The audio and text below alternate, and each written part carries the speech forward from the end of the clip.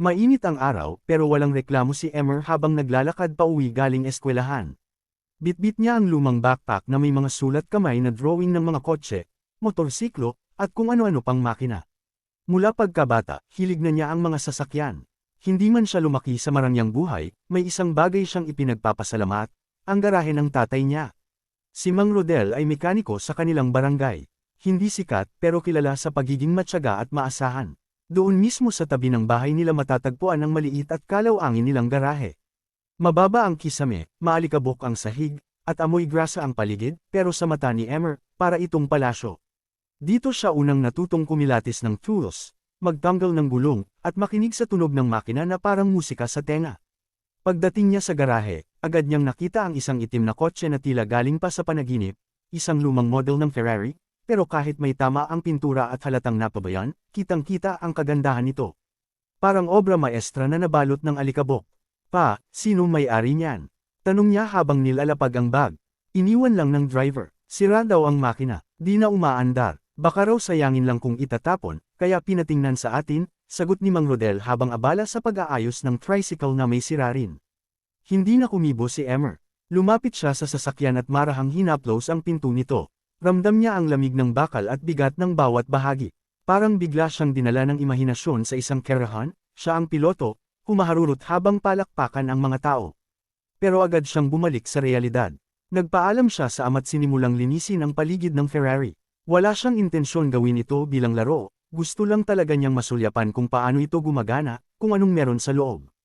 Habang nagpupunas ng salamin at kinikiskas ang gulong, napansin niya ang tunog ng maluwag na bahagi sa ilalim ng hood. Mabilis siyang kumuha ng flashlight at sumilip. Pa, parang may maluwag na bolt dito, tawag niya. Huwag mong gagalawin masyado, anak. Baka lalo pang masira, paalala ng ama. Tumango si Emmer pero hindi niya maiwasang manginig sa excitement. May nararamdaman siyang kakaiba, parang may tawag mula sa makina mismo, para siyang hinihikayat nitong subukan.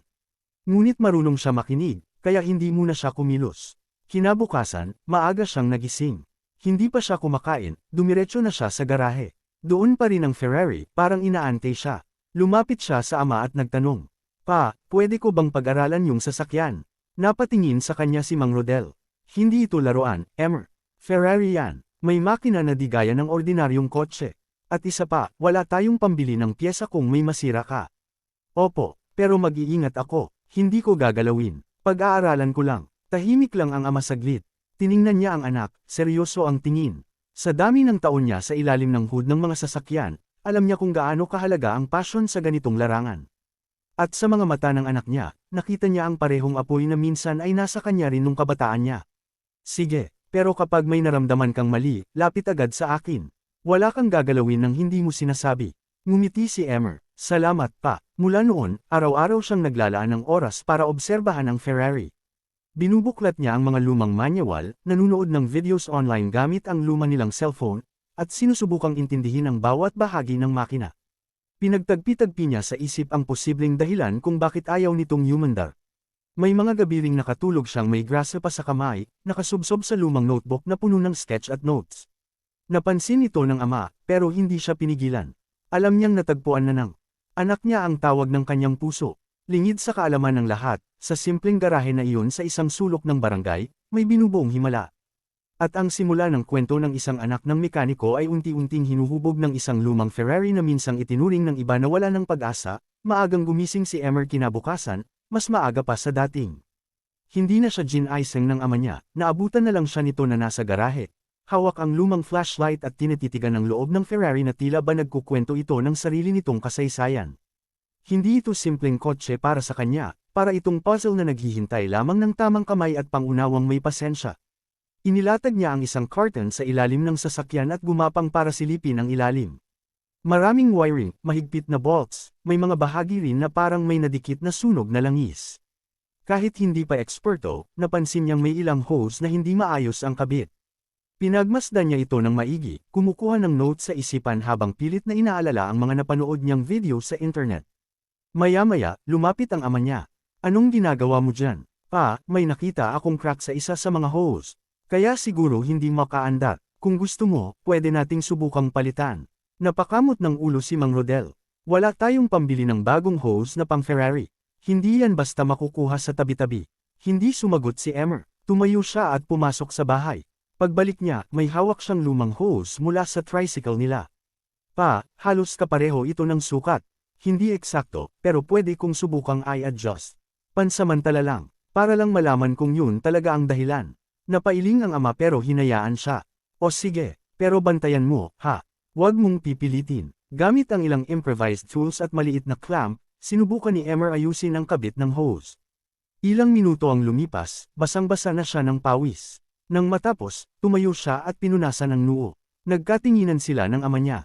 Subukan mo, sabi ni Mang Rodel. Susi, iglek, wala, isa pang ikot. Isang tunog ng paghinga mula sa makina, pero hindi pa rin ito nag-umpisa. Napayuko si Emmer. Akala ko yun na. Lumapit ang ama at tinapik siya sa balikat. Hindi yan madali, anak. Pero malayo na rin ang narating mo. Noong una, tinitingnan mo lang yan. Ngayon, nakikialam ka na. Maganda yan. Ngumiti si Emmer kahit medyo bitin ang puso niya. Hindi pa rin siya nawalan ng gana. Alam niyang hindi yun ang huling subok niya. Sa mga sumunod na araw, lalo niyang pinagtibay ang pag-aaral. Nag-download siya ng lumang manual ng parehong Ferrari model. Ginamit ang luma nilang tablet, kahit laging lobat. Umupo siya gabi-gabi para lang maintindihan kung paano umikot ang fuel system, paano tumatagal ang pressure, at paano nagkakaroon ng spark sa engine. Isang hapon, habang sinusubukan niyang kalasin ang parteng electrical connection, may tumalsik na tornilyo. Gamulong ito sa sahig at muntik nang mawala sa ilalim ng sahig ng garahe. Napaluhod siya sa pagod habang pinipilit hanapin ang maliit na bahagi. Sa sobrang pagod, halos maiyak na siya. Parang inulit lahat ng pagkatalo sa kanya, ang hirap sa eskwela, ang panunukso ng ibang tao na anak lang siya ng mekaniko, at ang katotohanan kahit anong sipag niya, hindi siya kasing layo ng mga may kaya. Napansin siya ng ama. Anak, pahinga ka muna. Hindi mo kailangang gawin lahat sa isang araw. Pero umiling siya. Gusto ko lang malaman kung kaya ko. Hindi para mapansin ng iba. Gusto ko lang malaman kung kaya ko talaga. Tahimik lang ang ama. Wala na siyang sinabi pa, pero lumapit siya at tinulungan si Emmer maghanap ng tornilyo.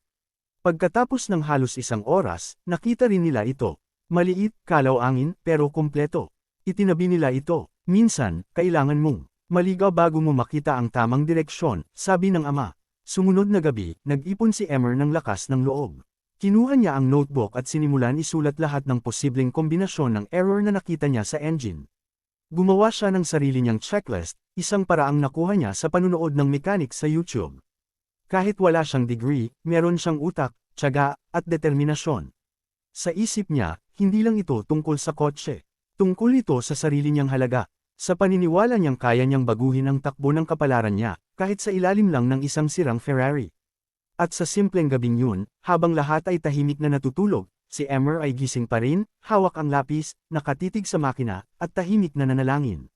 Sana, sa sunod niyang subok, gumana na, madaling araw pa lang, gising na si Emmer. Hindi siya mapakali buong gabi. Para bang may kaba at sabik na magkahalong bumabalot sa dibdib niya. Pagtingin niya sa orasan, 4:00 pa lang ng umaga. Pero bumangon na siya at dahan-daw ang lumabas ng bahay para hindi magising ang mga magulang niya. Pagdating sa garahe, agad siyang lumapit sa Ferrari. Pinagmasdan niya ito ng ilang minuto, parang kinakausap ang sasakyan. Hindi siya sigurado kung tama ang susunod niyang gagawin, pero may kutob siyang malapit na siya sa sagot. Dahan-dahan niyang binuksan ang hood. Sa loob ng makina, may mga parte pa rin kulang, pero may napansin siyang detalye na hindi niya masyadong nabigyan ng pansin kahapon, ang distributor cap ay may lamat. Agad siyang kumuha ng flashlight at sinilip ito.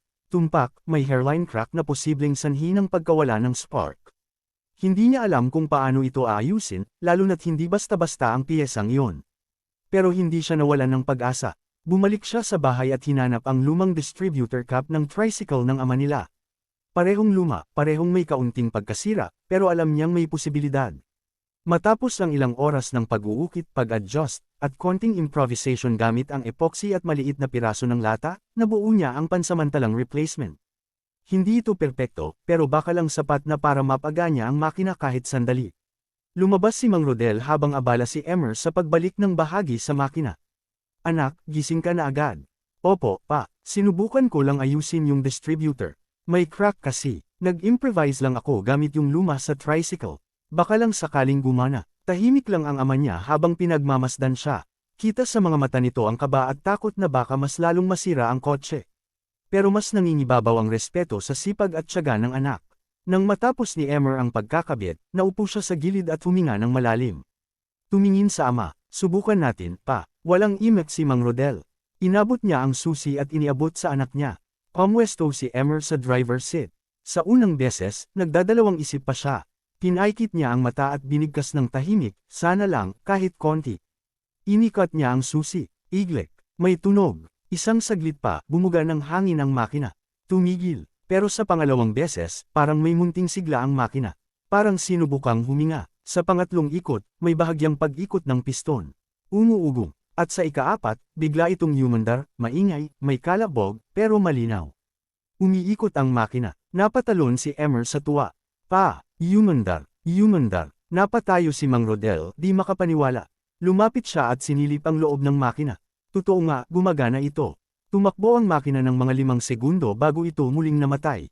Pero sapat na iyon. Sapat na para patunayan na may alam si Emmer. Sapat na para makita ng ama na may silbi ang bawat pagod ng anak niya. Napayakap si Mang Rodel sa anak niya. Anak, ang galing mo. Ngumiti si Emmer, pawisan. Marumi, pero punong-puno ng sigla.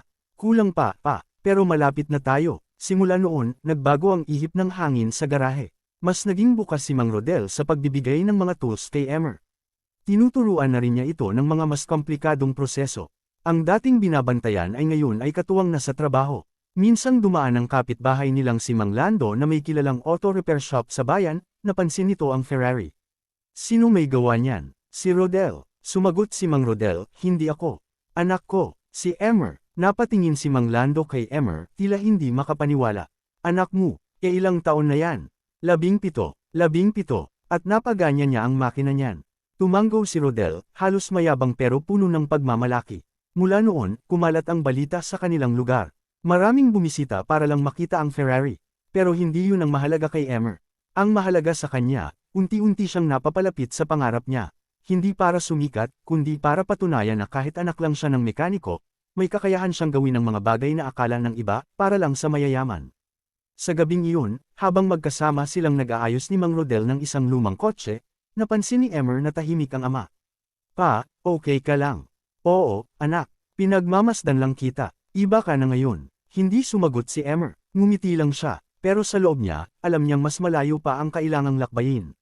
At handa siyang harapin ang lahat, basta't kasama niya ang ama niya. At ang determinasyong simulat sa Paul ay nasa puso na niya. Isang hapon, habang abala si Emmer sa pagkakalas ng intake valve ng Ferrari, isang mamahaling SUV ang huminto sa harap ng garahe. Bumaba ang isang lalaki na halatang hindi taga roon. Makinis ang kutis, naka-Amerikana kahit mainit, at may hawak na leather folder. Napatingin si Emmer sa bisita. Hindi niya kilala ang lalaki, pero agad niyang naramdaman ang kakaibang presensya nito. Lumabas si Mang Rodel mula sa bahay. Magandang hapon po, ano pong maipaglilingkod namin sa inyo? Si Rodel Garcia ba ito? Tanong ng lalaki. Ako nga po, kayo po, Eduardo Villar. CEO ng kumpanya kung saan pagmamayari ang kotse na yan, sabay turo sa Ferrari. Napatingin si Emmer sa ama. Hindi nila akalaing mismong CEO pala ang may-ari. Naramdaman niya ang kaba sa dibdib niya. Bakit bigla itong dumating? May mali ba siyang nagawa? Lumapit si Mr. Villar sa Ferrari at tumingin sa makina. Sinabi sa akin ng driver ko na hindi raw kayo marunong umayos ng ganitong klase ng kotse. Pero mukhang nabuksan niyo na ang buong sistema. Tahimik lang si Emmer. Hindi siya sigurado kung dapat siyang magsalita o hindi. Ramdam niya ang tensyon. Ginagalaw mo ba to? Tanong ni Mr. Villar kay Emmer. Opo, sir. Ako po yung nagtangkang ayusin. Sinubukan ko lang po. Pinag-aralan ko sa manual at online, sagot niya, halos pabulong. Napakunot ang noo ng CEO. Hindi ba't delikado? Ferrari yan, bata. Hindi mo pwedeng basta kalikutin lang. Biglang sumabat si Mang Rodel. Pasensya na po. Hindi po namin sinadyang bastyusan ang sasakyan. Anak ko lang po ay. Pero pinutol siya ni Mr. Villar. Hindi ko sinabing bastos. Nagtataka lang ako. Lumapit siya kay Emmer at tinapik ang balikat nito. May lakas ng loob ka, pero may naiayos ka ba talaga? Tumanggo si Emmer. Opo, sir. Nag-improvise po ako ng ilang parts. Hindi pa po perpekto pero napaganya ko na kahit sandali. May kulang pa rin po, pero malapit na po. Muli, sinilip ni Mr. Villar ang makina. Tinesting niya ang susi. Sa unang ikot, wala. Sa pangalawa, may kaluskos. Sa pangatlo, humandar ang makina ng ilang segundo. Napaangat ang kilay ng CEO. Impressive, bulong nito. Hindi ka ba nag-aaral ng engineering? High school pa lang po ako, sir, sagot ni Emmer, mahina ang boses. Tahimik lang si Mr. Villar ng ilang saglit, tumalikod ito at naglakad-lakad sa paligid ng garahe. Pinagmasdan ng simpleng setup, ang kalawang sa mga tools, ang lumang ventilador na ikinabat sa dingding. Bumalik ito kay Emmer. Anong gusto mong maging paglaki mo? Tanong niya. Hindi agad sumagot si Emmer. Pero pagkatapos ng ilang segundo, diretsyong sinabi, gusto ko pong maging automotive engineer. Gusto ko pong gumawa ng sarili kong makina. Gusto kong makilala, hindi bilang anak lang ng mekaniko, kundi dahil sa sarili kong gawa. Tahimik si Mr. Villar. Maya-maya, binuksan niya ang folder at inilabas ang ilang papeles. Ganitong klaseng kotse, isang pyesa pa lang, mahigit 30,000 na. Pero ikaw, gamit lang ang sirang hose, lumang distributor, at sipag, napaganya mo to. Ngumiti siya. Kulang pa, pero may potensyal ka. Sir, pasensya na po kung nabawasan ang kalidad ng sasakyan nyo. Ginawa ko lang po yun para subukan. Hindi ko po intensyon sirain. Pero ngumiti si Mr. Villar. Hindi mo sinira. Binuhay mo pa nga. Alam mo bang yung kotse na yan, iniwan ko na talaga sa warehouse. Wala nang pag-asa, pero ngayong nakita kong gumagalaw pa, baka nga ikaw ang huling tsansa nito. Kinuha niya ang cellphone niya at tumawag sa isang tao. Kailangan ko ng replacement parts dito. Model X29, engine kit, fuel regulator, distributor cap. I deliver sa address na to. Oo, ngayon. Pagkatapos ng tawag, tumingin siya kay Emmer. Gusto mo bang tapusin to? Hindi makapaniwala si Emmer. Ako po. Ako ang mag-aayos. Oo, subukan mo. Gusto kong makita kung hanggang saan ang kaya mo. Hindi makasagot si Emmer agad. Napatingin siya sa ama, at si Mang Rodel ay parang mas natulala pa kaysa sa kanya. Tumulong ka na. Ituloy mo na yung nasimulan mo, mahinang sabi ng ama niya. Tumango si Emmer, nanginginig ang kamay pero buo ang loob. Opo, sir, gagawin ko po ang makakaya ko. At sa araw na yun, sa harap ng mismong may-ari, nagsimula si Emmer sa mas seryosong trabaho ng buhay niya. Hindi na ito simpleng eksperimento. Isa na itong tiwala na kailangang patunayan. Isa na itong pagsubok ng galing, ng tiyaga, at ng karakter. At habang papalubog ang araw, tumatak sa isip niya na minsan, hindi mo kailangang hanapin ang oportunidad. Minsan, ikaw ang lalapitan ng pagkakataon, kung pinatunayan mong handa ka. Makalipas ang 3 araw, dumating ang mga piyesang ipinangako ni Mr. Villar. Isang delivery truck ang huminto sa tapat ng garahe nila. Agad na lumapit si Emmer at Mang Rodel upang salubungin ito.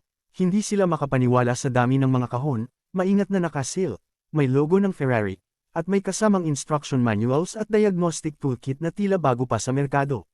Para bang binuksan sa harap nila ang isang buong mundo ng bagong posibilidad. Para kay Emmer Garcia, sabi ng delivery man. From Villar Corporation. Habang binubuksan ng mga kahon, nanginginig sa excitement si Emmer. Isa-isa niyang tinignan ang mga piyesa, distributor cap, fuel regulator, engine sensors, spark plugs, at iba pa. Hindi lang ito simpleng regalo, para itong kumpirmasyon na may tiwala sa kanya ang isang taong hindi niya akalaing makakakilala sa kanya. Anak, sabi ni Mang Rodel habang hawak ang isang bagong toolset, sigurado ka bang kaya mong tapusin to? Tumingin si Emmer sa ama, sabay tango. Pa, ito na yung pangarap kong pagkakataon. Hindi ko sasayangin. Sinimulan niyang tanggalin ang lumang parts ng Ferrari, isa-isa, maingat, parang isang siruhano. Gamit ang bagong manual, kinumpere niya ang mga wiring diagram, tiniyak na tama ang pagkakabit ng mga sensors, at inayos ang fuel injection system. Inabot siya ng maghapon sa unang bahagi ng pag-aayos. Hindi siya kumain ng tanghalian, isang subaw lang ng tinapay at tubig, tapos balik trabaho agad. Hindi niya ramdam ang gutom, mas nangingibabaw ang tuwa at determinasyon. Sa ikalawang araw ng pagkakabit, dumating ulit si Mr. Villar, tahimik na pinanood si Emmer mula sa gilid ng garahe. Hindi siya agad lumapit. Pinagmamasdan niya kung paano kumikilos ang binata, kung paanong sa bawat pag-adjust nito sa bolt at wiring ay may kabisidong galaw. Wala sa mukha ni Emmer ang pag-aalinlangan. Kahit simpleng damit at lumang gloves ang gamit, halatang may disiplina at paggalang sa trabaho. Napakagaling mong bata, sabi ni Mr. Villar matapos ang ilang oras. Ilan taon ka na ulit? 17 po. Nung edad mo ako, hindi ko pa alam ang difference ng carburetor at radiator. Pero ikaw, nakakapag-diagnose ng makina ng Ferrari. Ngumiti si Emmer, bahagyang nahihiya. Gusto ko lang po talaga maintindihan.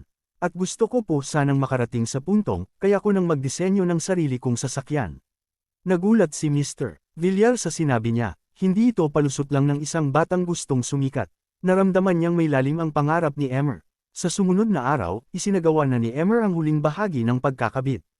Konektado na ang lahat, malinis na ang mga wiring, at nakaposisyon na ang bagong fuel line. Tinapik niya ang makina. Okay na, pa, sigurado ka? Oo, pa, subukan na natin. Muling sumakay si Emmer sa loob ng sasakyan.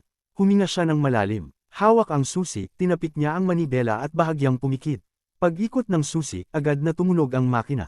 Hindi lang basta humandar, tumakbo ito na parang bagong-bago, parang musika ang bawat tunog ng piston, parang sinasayawan ang hangin ng tambutso. Napapalakpak si Mang Rodel. Napasigaw sa tuwa si Emmer. Tumayo si Mr. Villar sa tabi nila at tinapik siya sa balikat. Ginawa mo yan. Ikaw mismo. Maraming salamat po sa tiwala, sagot ni Emmer, nangingilid ang luha. Tiningnan ni Mr. Villar ang ama ni Emmer. Rodel, palagay ko dapat naming kunin ang anak mo sa training program namin. Bihira ang batang may ganitong talino at diskarte. Hindi agad nakasagot si Mang Rodel. Hawak lang niya ang balikat ng anak niya habang pinagmamasdan ng makina na ngayon ay gumagana na ng perpekto. Anak, proud ako sa'yo, mahina niyang sabi. Hindi lang ako natuto magayos ng makina, pa. Natutunan ko ring hindi sumuko. Kahit maraming beses ako, nabigo, kahit maraming beses ko naramdaman na walang patutunguhan tong ginagawa ko, di ko pinakawalan. Muling tumanggo ang ama niya. Kaya ka lumalayo, kasi alam mong bumangon kahit sa pinakasimpleng lugar. At kahit walang kumakampay sa iyo, naglakad ka pa rin. Mula sa likod nila, napansin ni Emmer ang ilang mga batang dumaan at sumilip sa garahe. Tuwang-tuwa silang makitang buhay ang Ferrari. Totoo ba yan? Ferrari talaga yan? Tanong ng isa. Oo, sagot ni Emmer, at gumagana na ulit. Tumakbo ang mga bata palayo, sumisigaw, yung anak ni Mang Rodel. Siya ang nagayos. At sa oras na yon, alam ni Emmer na hindi lang niya inayos ang isang sasakyan. Inayos din niya ang sarili niyang paniniwala na kahit anak lang siya ng mekaniko, pwede siyang makarating sa taas, basta't buo ang loob, malinaw ang pangarap, at marunong tumayo kahit ilang beses madapa. Hindi nagtagal, nagsimulang umikot ang balita tungkol kay Emmer. Isang bata, anak ng mekaniko, nakapagpa-under ng isang sirang Ferrari gamit lang ang lumang tools, mitigang pag-aaral, at dasal. Mabilis ang takbo ng kwento. Isang linggo lang ang lumipas, may lumabas ng post sa Facebook mula sa isang kapitbahay nila, may kasamang litrato ni Emmer habang abala sa garahe. Sobrang galing nitong batang to.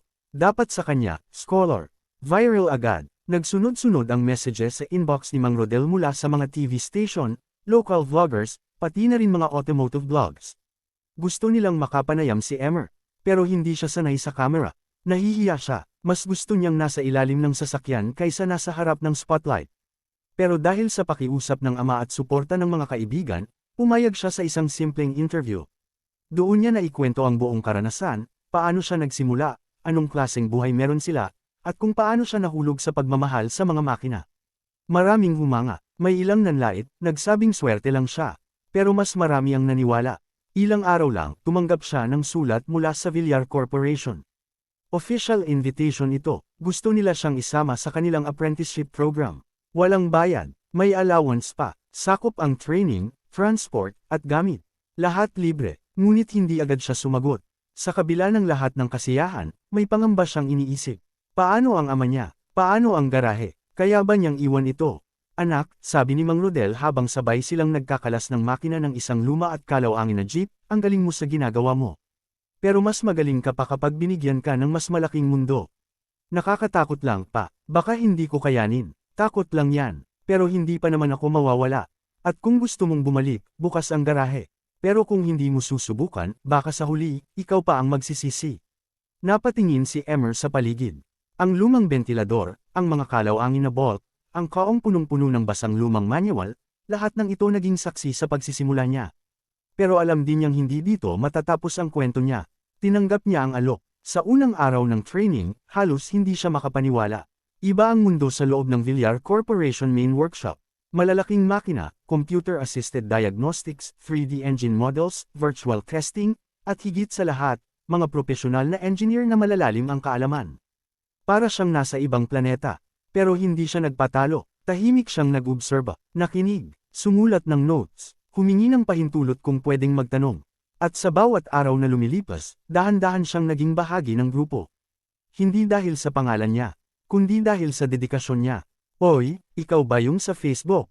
Yung sa Ferrari, tanong ng isa sa mga engineer. Oo, sagot niya, nahihiya pa rin. Grabe ka pala, pati yung head ng R at D binanggit ka kanina. Gusto kang makausap. At doon nagsimula ang mas malalim na pakikipagsapalaran ni Emmer. Hindi na lang siya tagapukpok ng ball. Tinuruan siyang gumamit ng diagnostic software, gumuhit ng engine layout gamit ang CAD, at sumali sa brainstorming ng design team para sa isang bagong hybrid engine prototype. Pero sa gitna ng bagong mundo, hindi siya lumaki ang ulo. Tuwing Sabado, umuwi pa rin siya sa kanilang bahay. Nilalapitan ng ama, kumakain ng lugaw sa carinderia. Tinutulungan ng mga kapitbahay sa simpleng sira ng motorsiklo. Hindi niya kailanman tinalikuran kung saan siya nagsimula. At tuwing tinitingnan niya ang garahe, may kakaibang damdaming bumabalot sa kanya, hindi ito ordinaryong lugar. Dito nabuo ang pangarap niya. Dito niya unang narinig ang ugong ng isang makina na hindi lang basta bakal at langis, kundi simbolo ng tiyaga, pangarap, at pagkatao. Pag nakaipon ako, minsan niyang sabi, bibilhan kita ng bagong gamit dito. Gagawin natin itong parang mini training center. Para yung ibang bata, matutong mangarap din. Hindi mo kailangang bumili ng bago, anak, sagot ng ama niya. Ikaw na ang bago, at ikaw ang inspirasyon nila. Tumingin si Emmer sa mga lumang tools na minsan nang tinuwanan ng iba, pero sa pamamagitan nito, natagpuan niya ang kanyang tinig. Ngayon, dala niya ito sa bawat hakbang. Hindi na siya basta anak ng mekaniko. Isa na siyang batang may sariling direksyon, hindi perpekto, pero tiyak na patuloy na lalaban. At kahit gaano kalaki ang mundo sa labas, hindi niya kailanman lilimutin kung saan una siyang natutong mangarap, sa ilalim ng isang sirang Ferrari, sa maliit na garahe, sa tabi ng ama niyang unang naniwala sa kanya, lumipas ang mga buwan, at lalong lumalim ang kaalaman ni Emmer sa loob ng Villar Corporation. Hindi na siya nahihiya sa tuwing may meeting o hands-on session. Kabisado na niya ang mga terms, kilala na niya ang mga makina, at higit sa lahat, naiintindihan na niya ang prinsipyo sa likod ng bawat disenyo. Pero sa kabila ng lahat ng iyon, palaging nasa isip niya ang simpleng garahe na pinagmulan niya. Sa bawat araw ng training, mas tumitibay ang kumpiyansa niya. Nakakatrabaho niya ang ilan sa mga pinakamahusay na engineer sa bansa. Tinuruan siyang mag-layout ng engine components gamit ang computer-aided software, tinuturuan siyang mag-uri ng performance metrics, at iniimbitahan siyang sumama sa mga lab tests. Marami siyang natutunan, pero sa loob-loob niya, alam niyang may dala siyang hindi basta natuturo. Ang malasakit sa makina, ang damdaming galing sa aktwal na hirap ng pag-aayos. Isang araw, habang abala sila sa pagsubok ng bagong engine prototype, tinawag siya ng isa sa senior engineers. Emmer, may gusto kang ipakita sa amin. Hindi niya agad naintindihan ang ibig sabihin. May concept ka ba? Idea, kahit drawing lang. Sabi ni Sir Villar, yung intuit ayon mo raw noong ayusin mo ang Ferrari, di mapapantayin. Gusto namin marinig ang ideya mo. Natahimik si Emmer. Hindi niya inaasahan na makikinig sa kanya ang mga taong pinag-aaralan pa lang niya noon. Pero saglit siyang nag-isip. Kinuha niya ang notebook sa bag, yung luma na may mga drawing niya ng mga makina noong high school pa lang siya. Binuklat niya ito sa pahinang may hybrid engine concept na siya mismo ang bumuo. Simpleng drawing lang, may mga annotations at notes sa gilid. Nilapitan ito ng mga engineers, at tumahimik ang buong grupo habang pinagmamasdan ang sketch. Interesting, hindi ito textbook design. Pero may sense, sabi ng isa. Mukhang malinis ang flow ng fuel to electric conversion. Magandang eye test to, dagdag ng isa pa. Agad siyang pinaupo sa harap ng computer para i-drawing ito ng mas malinaw gamit ang CAD software. Tinulungan siya ng ilang kabatch niya sa training habang binubuo ang digital model ng concept niya. Ilang oras din silang abala hanggang sa mabuo nila ang visual simulation. At nang i-present nila ito sa head ng department pati si Mr. Villar ay naroon. Galing sa'yo to, Emmer? Tanong ni Mr. Villar. Opo, sir. Ideya ko po yan. Inisip ko kung paano mas mapapaganda ang energy distribution sa mas maliit na makina para sa mga sasakyang pang-probinsya. Hindi lang pang-probinsya yan, sagot ni Mr. Villar. Pang-future yan. Hindi nagtagal, isinama ang konsepto ni Emmer sa mga piling entries na isasalang sa aktwal na development project ng kumpanya. Hindi pa ito final, pero ang pagkakasama ng design niya sa shortlist ay isang malaking karangalan na. Ngunit sa kabila ng lahat ng papuri at tagumpay, nananatiling mapagkumbaba si Emmer. Sa tuwing tapos na ang trabaho, bumabalik siya sa garahe ng ama niya. Pinapalitan ng lumang ilaw, inaayos ang kalaw-angin na bubong, at binibili ng unti-unting bagong tools gamit ang allowance na natatanggap niya. May binili ako para sa'yo, sabi niya minsan habang iniaabot ang bagong socket wrench set. Teka, mahal to ah. Bakit ka gumagastos? Hindi po yan gastos, pa. Investment po yan sa unang eskwelahan ko, itong garahe. Tumawa si Mang Rodel at napailing. Iba ka talaga, anak. Lumapit si Emmer sa workbench, at nagsimulang ayusin ang lumang compressor. Habang gumagana ito, nilapitan siya ng 3 bata mula sa kabilang kalye. Kuya Emmer, pwede bang makisilip? Saan? Sa Ferrari. Napangiti siya. Wala na dito yun, dinala na nila sa Manila. Pero may mas maganda akong ipapakita sa inyo. Pinasilip niya ang mga bata sa loob ng garahe.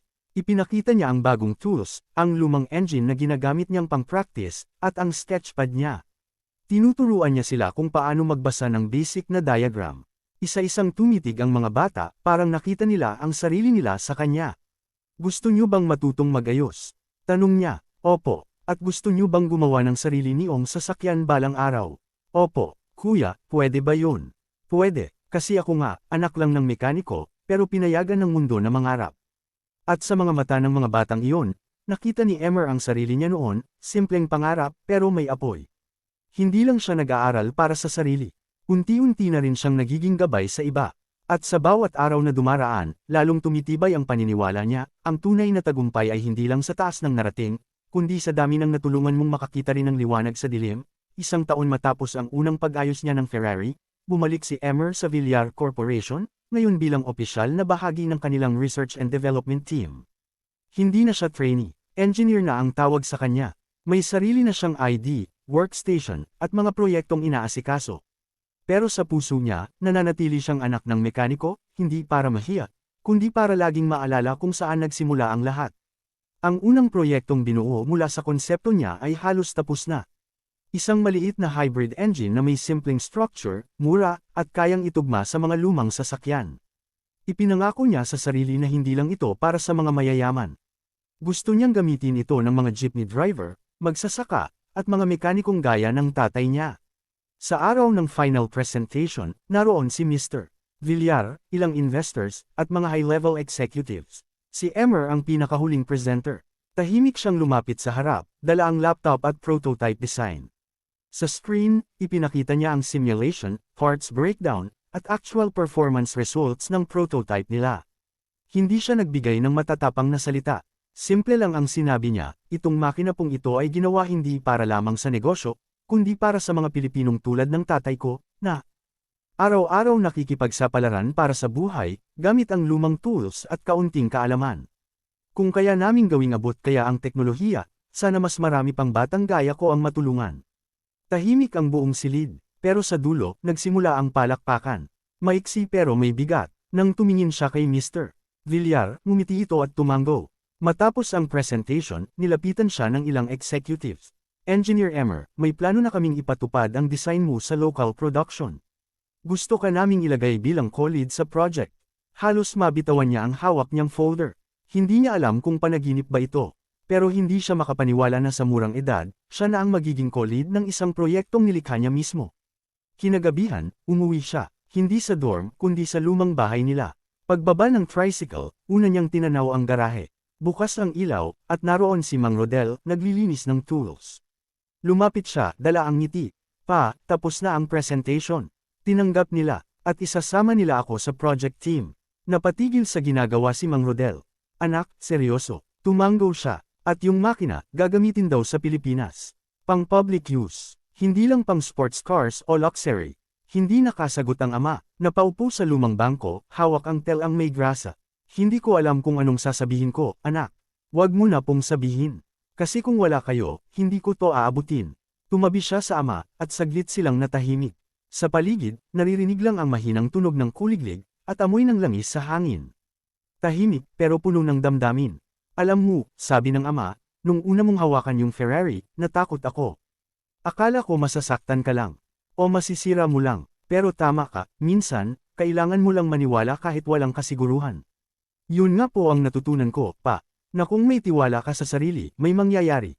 Basta wag kang bumitaw. Nagangat ng tingin si Mang Rodel. May ibibigay ako sa'yo. Tumayo siya at pumasok sa bahay. Pagbalik niya, may dala siyang maliit na kahon. Binuksan ito ni Emmer, lumang toolset, yung unang gamit niya noong bata pa siya. May pangalan niya sa isang screwdriver. Sa'yo na to, alaala ng unang hakbang mo. Napangiti si Emmer, sabay yakap sa ama niya. Ilang araw ang lumipas, nagsimula siyang bumuo ng plano. Hindi lang tungkol sa makina, kundi tungkol sa pagbabalik. Nagplano siyang magtayo ng isang maliit na training center sa garahe nila, kung saan pwedeng mag-aral ang mga batang gustong matutong mag-ayos ng sasakyan, walang bayad. Tuturuan niya ng basic skills, diagnosis, at higit sa lahat, ng disiplina at tiyaga. At habang isinusulat niya ang plano sa notebook, may pumasok na bata sa garahe. Marumi ang damit pero may bitbit na sirang remote-controlled car. Kuya Emer, pwede pong paayos. Tumingin siya sa bata, ngumiti, at sabay abot ng lumang tools niya. Siyempre, dito nagsisimula lahat, at sa simpleng garahe na iyon, muling nabuhay ang apoy. Ngayon, hindi na lang para sa kanya, para na rin sa susunod na henerasyon. Mula sa anak ng mekaniko, naging inspirasyon ng daan-daang batang nangangarap. At sa bawat umikot na ball, bawat pinaandar na makina, paulit-ulit niyang pinapatunayan na ang galing ay hindi kailanman nasusukat sa yaman o diploma, kundi sa tibay ng loob at tapat na pagkilos.